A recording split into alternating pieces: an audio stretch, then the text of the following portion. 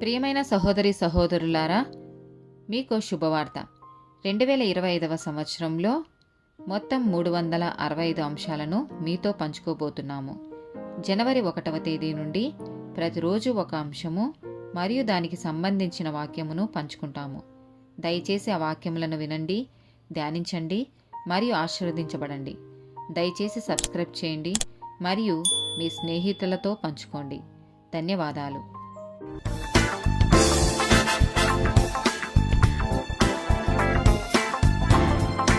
162వ topic దురాశ. లూకాసు వార్త 12వ అధ్యాయము 15 నుండి 21 వచనాలు. మరియు ఆయన వారితో, మీరు ఏ విధమైన లోభమునకు ఎడమీయక జాగ్రత్త పడుడి. ఒకని కలిమి విస్తరించుట వాని జీవమునకు మూలము కాదనెను. మరియు ఆయన వారితో ఈ ఉపమానము చెప్పెను. ఒక ధనవంతుని భూమి సమృద్ధిగా పండెను. అప్పుడతడు, నా పంట సమకూర్చుకొనుటకు నాకు స్థలము చాలదు గనుక నేనేమి చేతునని తనలో తాను ఆలోచించుకొని, నేనిలాగు చేతును, నా కుట్లు విప్పి వాటికంటే గొప్ప వాటిని కట్టించి అందులో నా ధాన్యమంతటిని, నా ఆస్తిని సమకూర్చుకొని, నా ప్రాణముతో, ప్రాణమా, అనేక సంవత్సరములకు విస్తారమైన ఆస్తి నీకు సమకూర్చబడి ఉన్నది.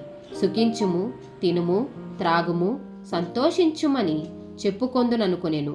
అయితే దేవుడు, వెర్రివాడా, ఈ రాత్రి నీ ప్రాణము నడుగుచున్నారు.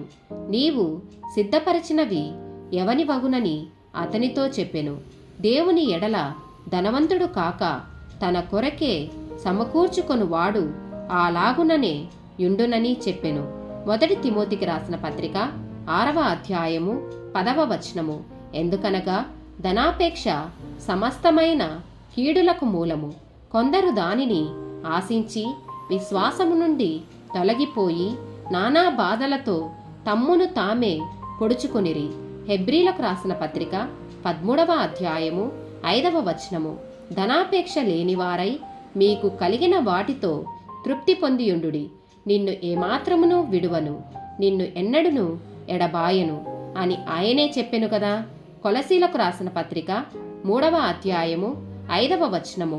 కావున భూమి మీదనున్న మీ అవయవములను అనగా జారత్వమును, అపవిత్రతను, కామాతృతను, దురాశను, విగ్రహారాధైన ధనాపేక్షను చంపివేయుడి. సామెతల గ్రంథము 15వ అధ్యాయము 27వ వచనము.